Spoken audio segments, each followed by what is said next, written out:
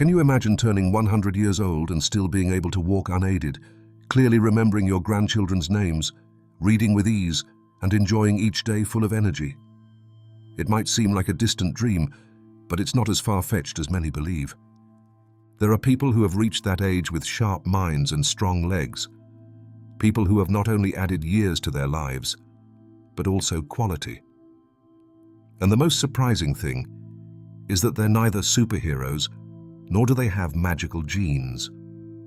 What they share are certain habits, simple, consistent, and powerful secrets they've practiced for decades, often without realizing the impact they would have on their longevity. Today, I want to share those 7 secrets with you. They're not miracle formulas or impossible recipes. They're straightforward practices that anyone, at any age, can begin applying right now. And the best part is that you don't need to wait until you're in your 70s, 80s, or 90s to start feeling the benefits. The sooner, the better. Throughout this video, you'll discover how these people walk, what they eat, how they think, how they relate to others, and how they rest. Those who have achieved what so many desire, reaching 100 years of age and doing so in good shape. A clear mind, strong legs, and above all, a life they continue to enjoy. So stay with me until the end, because you'll find many practical ideas, real stories, and inspiration that can transform the way you age. And now tell me, how old are you? And from where are you watching this video? I can't wait to read your answers and learn from which corner of the world you're joining me today. When we think about longevity, many people imagine intense workouts, lifting weights, or running miles every day. But those who have reached 100 years with strong legs didn't spend their days in a gym. In reality, they did something much simpler, but far more consistent. The secret lies in daily movement. We're not talking about formal exercise routines or exhausting training sessions. We mean moving the body as a natural part of your day. Walking, standing up, stretching, watering the garden, climbing a couple of steps, sweeping the floor, hanging laundry, walking to buy bread instead of driving. All of that counts, and it counts far more than it seems. In Okinawa, Japan, for example, a region famous for having one of the highest concentrations of centenarians in the world, it's common to see people over 90 years old tending small vegetable gardens, watering plants, bending over, carrying light baskets. They don't exercise as we understand it today, but they keep moving all day long. And that makes a huge difference. Don Ernesto, a 101-year-old man living in northern Spain, has a simple habit. Every 2 hours, he stands up from his armchair and takes at least 50 steps around his house. Sometimes he goes out to the patio, other times he just walks from one room to another. He's been doing it since he was 70 years old, and he says it's his way of lubricating the hinges. The result? Even after turning 100, he still climbs stairs without assistance. Daily movement improves circulation, strengthens muscles, enhances balance, and helps prevent falls, one of the greatest risks after 70 years of age. Moreover, when you move the body, the brain also activates. People who stay physically active have better memory, better mood, and a lower risk of degenerative diseases. And it doesn't take much. If you spend a lot of time seated, start with something simple. Stand up every hour. Take a short walk around your home or down the street. Do 3 arm or ankle circles. Use the stairs instead of the elevator when you can. If you have a garden or houseplants, tend to them. When you cook, stand up and do it slowly, mindfully. Every bit of movement adds up. The key is not intensity, but consistency. The body is designed to move. When it stays still too long, it gradually switches off. But when it moves, even slowly, it stays alive. And that's exactly what all these centenarians have done. They've kept moving every single day without letting age stop them. How many times a day do you get up to walk a little? Have you noticed how your body feels after a short stroll? Tell me in the comments. I'd love to hear from you. When it comes to healthy eating, many people think of strict diets, calorie counting, or eliminating entire food groups. But those who have reached 100 years with energy and mental clarity never lived obsessed with dietary rules. What they did almost without exception, was eat a varied, simple diet, tailored to whatever the land offered each season.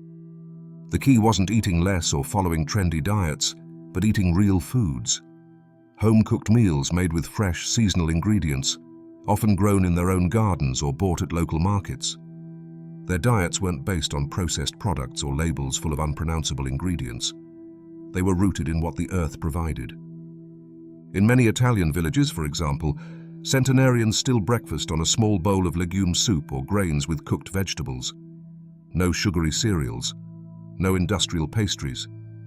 Instead, something warm, nutritious, easy on the stomach, and energizing. In a village in southern Mexico, Doña Magdalena, who is 103 years old, still peels her own fruit for her afternoon snack. Mangoes, guavas, papayas. Whatever the tree gives, she says. She never counted grams or calories. She just ate whatever was in season, whatever smelled good, whatever tasted fresh.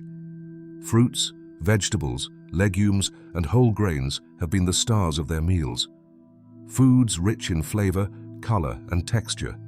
Rice, lentils, squash, carrots, chard, corn, onions, apples, pears, nuts. Foods straight from the earth that the body recognizes. It's also common to see these long-lived people eating colorful plates. It's a simple trick. The more color on your plate, the more nutrients you're getting. Red from tomatoes, green from broccoli, orange from carrots, white from garlic, purple from eggplant. 5 distinct colors in a week. That's an easy tip anyone can apply. And there's no need to complicate things. You don't need exotic ingredients. Just look around, notice which fruits and vegetables are at their peak, and give them a starring role in your meals. A tomato and cucumber salad in summer. A squash and lentil stew in autumn.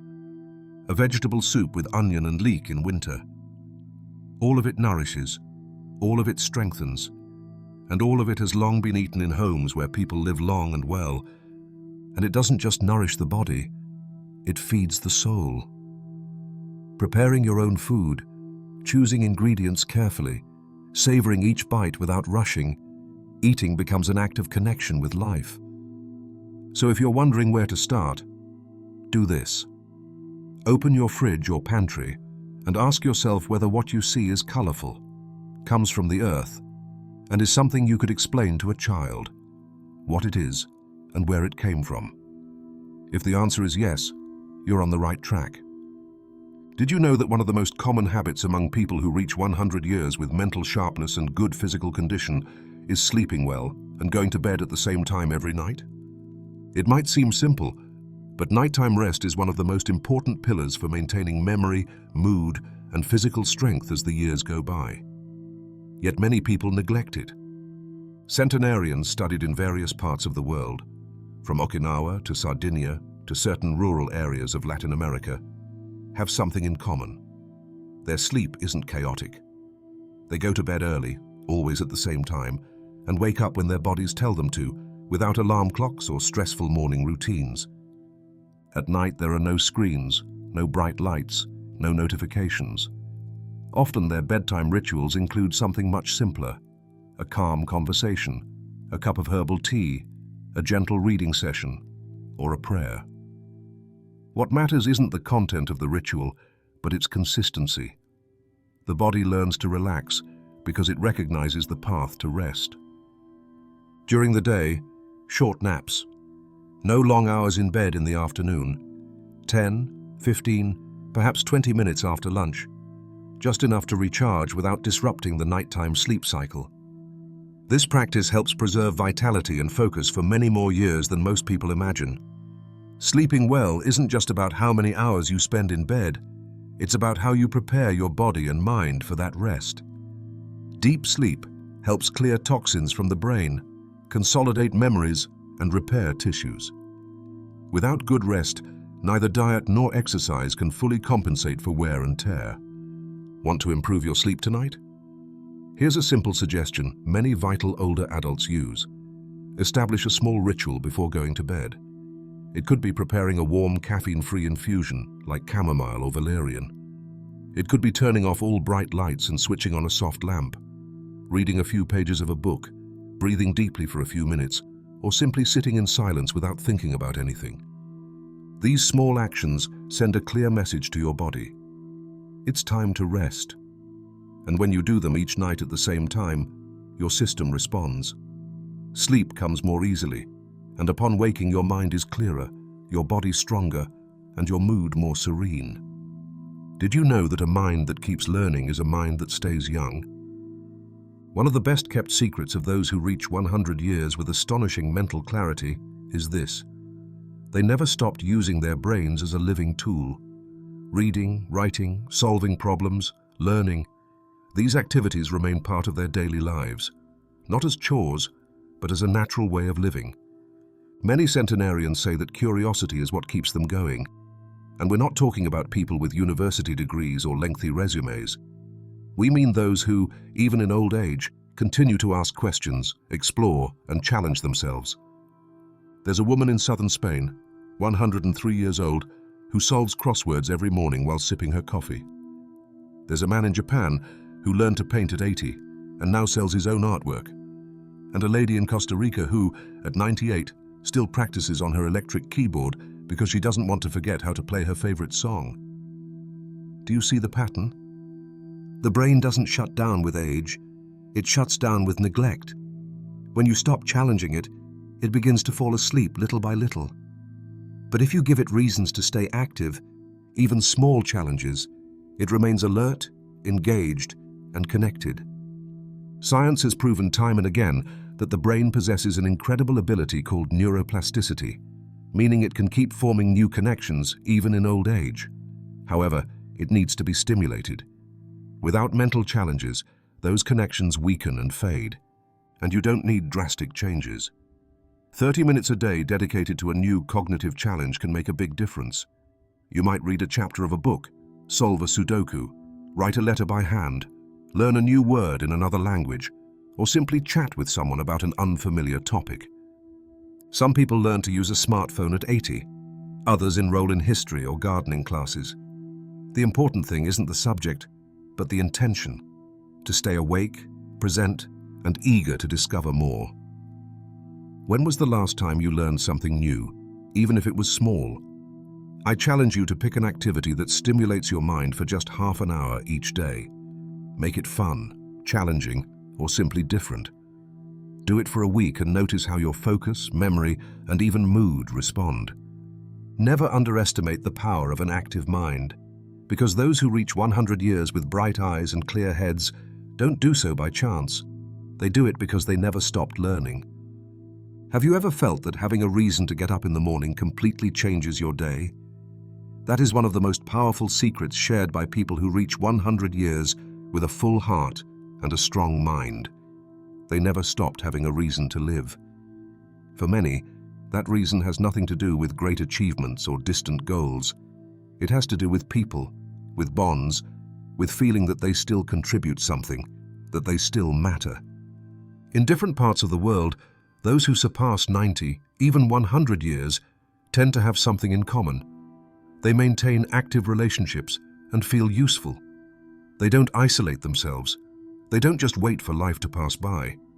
They seek connection. Some volunteer at hospitals, visit younger people to keep them company, or take part in neighborhood clubs. Others look after their grandchildren, help with snacks, pick them up from school, or simply listen attentively. Some, even in their 90s, teach adults who never learned to read. There is a grandmother in Uruguay who is 101 years old and organizes a reading group in her neighborhood. Every week, 5 or 6 people get together to read and discuss. She says it not only keeps her mind alive, but also gives her a reason to get dressed up, prepare the house, and look forward to the meeting with joy. Do you know why this is so important? Because having a purpose, even a small one, protects emotional and physical health. Science backs this up. Older adults with strong social ties and a clear sense of purpose experience less depression, greater resilience, and a longer life expectancy. By contrast, when someone feels lonely, isolated, or useless, their health begins to deteriorate more rapidly. The body weakens, the mind dims, and life loses its color. But the good news is that it is always possible to start. It is never too late to reconnect. You can join a local group, make video calls with family, participate in your place of worship, or simply invite someone for a walk. You can also offer help in what you know how to do: cooking, listening, sharing stories, or keeping company. Choose a cause or a group. It does not have to be perfect, just something that moves you emotionally. Then commit to one action once a week. It may seem small, but it makes a world of difference. Because when someone waits for you, when you know you matter, your heart awakens in a new way. Your spirit lights up. And that, far more than any medicine, is what keeps alive those who reach 100 years with a genuine smile. And you, what cause or group would you like to bring back into your life? Did you know that the way you view life can directly affect how many years you live and how you live them? One of the most consistent secrets among people who surpass 100 years with health and vitality is their attitude. It's not that they haven't faced hardship. On the contrary, many have lived through wars, losses, illnesses, and loneliness. But the way they face those challenges is different. Centenarians often share one thing in common. They don't get bitter over what they cannot control. They accept what comes, adapt, and move forward with a smile, not because they don't feel pain, but because they've learned not to stay trapped in suffering. Many cultivate humor. They laugh at themselves, at their problems, at everyday life. Others practice gratitude. Each morning or before bed, they give thanks for simple things: a hot cup of coffee, a conversation with a loved one, the sound of the wind. That simple practice, gratitude, has been shown to have powerful effects on the nervous system, blood pressure, and heart health. There is a woman in Mexico, 102 years old, who writes down 3 good things that happened to her that day in a notebook every night. Sometimes it's something as simple as, "The sky was clear," or "I laughed with my granddaughter." She says that habit helps her fall asleep with a calm heart. Some practice something akin to meditation. They may not always call it that, but they do it. They sit in silence, breathe deeply, and focus on the present moment. They don't need complex techniques, just a few minutes of calm each day to quiet the mental noise. Do you know what happens when you do this? It lowers your cortisol levels, the stress hormone. When cortisol drops, the body relaxes, blood pressure stabilizes, the immune system improves, and even sleep becomes deeper. People who live long and well aren't those who never feel stressed, but those who have learned to manage their emotions mindfully. They don't hold grudges. They don't punish themselves for the past. They don't live trapped by fear of the future. They do what they can today, and they do it with joy. If you want to start developing this attitude, try something simple. Each night before bed, write down 3 good things that happened to you. No matter how small they are, in fact, the smaller the better. Your brain will learn to focus on the positive, and day after day, it will transform how you feel. And if one night you can't find anything good, simply write, "I'm alive, I have another chance, and I'm learning." That humble, grateful attitude can be the bridge to a much lighter, healthier, and happier old age. Reaching 100 years doesn't mean you've had perfect health your whole life, but it often means one very important thing: you paid attention, stayed consistent, and acted in time. One of the quietest secrets of the healthiest centenarians is that they don't neglect basic medical checkups. They don't wait for unbearable pain or serious illness to see a doctor. They understand that the body sends signals, and ignoring them can be costly. Many have the habit of getting regular checks for blood pressure, cholesterol, blood sugar, vision, hearing, and bone density. These are simple, non-invasive exams, but they're powerful. Detecting an issue early can make the difference between a full life and a complication that could have been avoided. There's a story I always remember. Don Ernesto, a retired farmer of 88 years, had his eyesight checked every year, even though he saw well. On one of those visits, the ophthalmologist detected high intraocular pressure, a sign of early glaucoma. Thanks to that, treatment began immediately, and today, at over 90, he still reads without problems and tends his garden with pride. Or take the case of Clara, who lives in a mountain village and gets a full blood test every 6 months.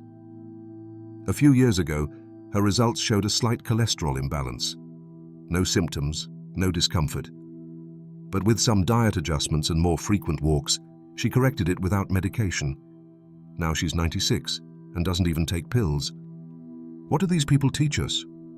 That prevention is wiser than reaction. That it's better to catch something small when it's manageable than to wait until it becomes urgent. Besides doctor visits, they practice daily self-care. They check their skin for new spots, weigh themselves regularly, watch their digestion, energy, and mood. If something changes, they jot it down, not out of obsession, but out of care. They know their bodies and listen to them. So here's a simple action you can take today. Create an annual checkup calendar, one for each quarter, for example. Vision in spring, blood work in summer, heart and blood pressure in autumn, bones in winter. Then place it where you'll see it each week. Don't let it slip your mind. Don't put it off. Remember, your health is like a garden. If you care for it regularly, it blooms.